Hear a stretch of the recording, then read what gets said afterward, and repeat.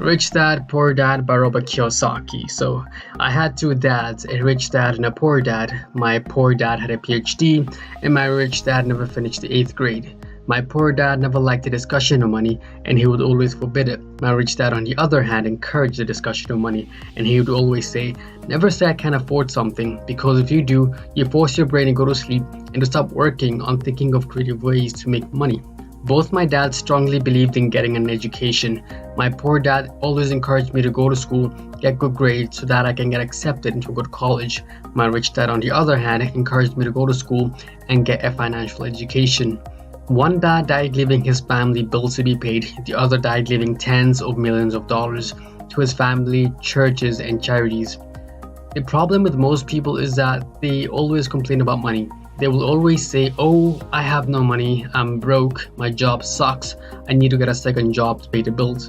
But let me ask you this, what would you do if you got a pay increase today? Let's say you were earning $3,000 a month, and I offered you a pay rise to $5,000 a month or $10,000 a month.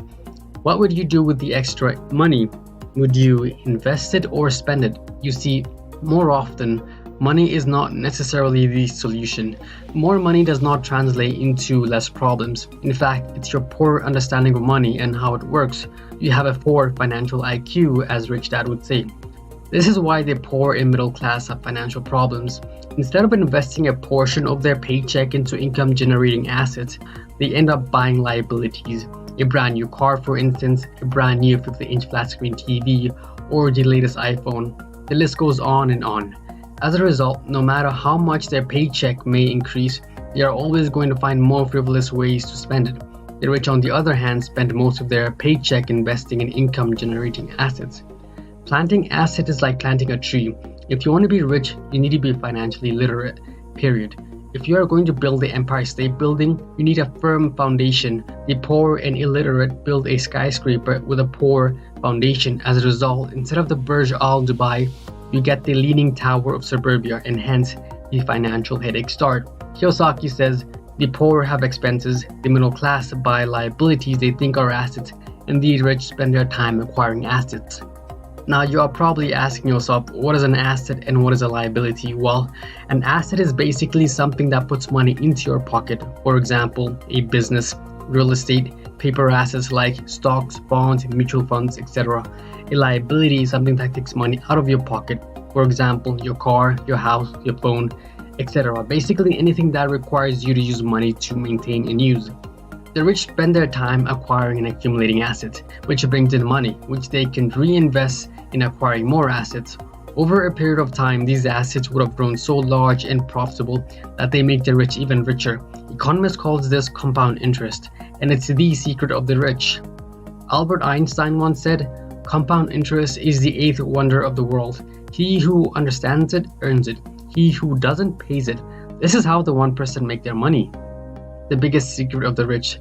Let me give you a brief history lesson. I'm sure most of you know about Robin Hood, right? The guy who takes from the rich and gives to the poor. Well, my rich dad did not see Robin Hood as a hero. In fact, he called Robin Hood a crook.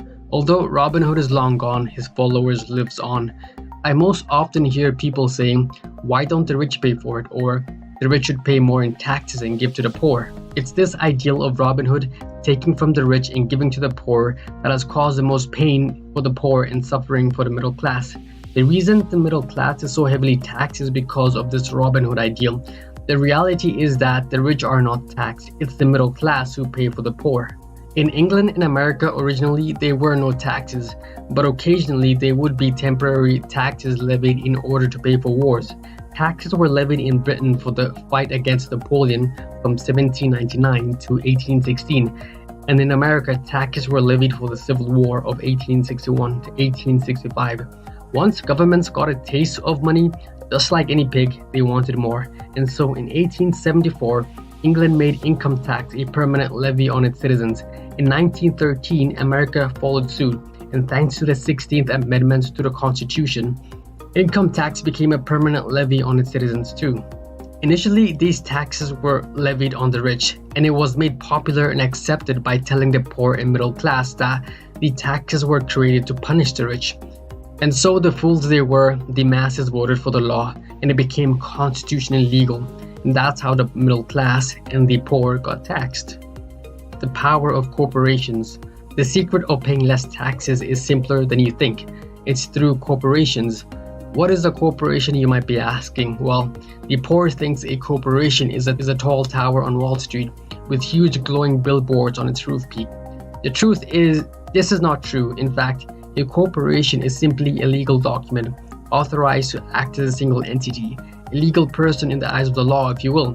Corporations are legally allowed to meet all their expenses first, then get taxed on whatever is left. So they spend on hotels, cars, jets, literally anything you can think of, and then whatever is left is taxed. So if a corporation had, let's say, $1 million and spends $990,000, they would only be taxed on whatever is left, which is $10,000. By exploiting these loopholes in the law, guys like Warren Buffett pays less in taxes than their secretaries.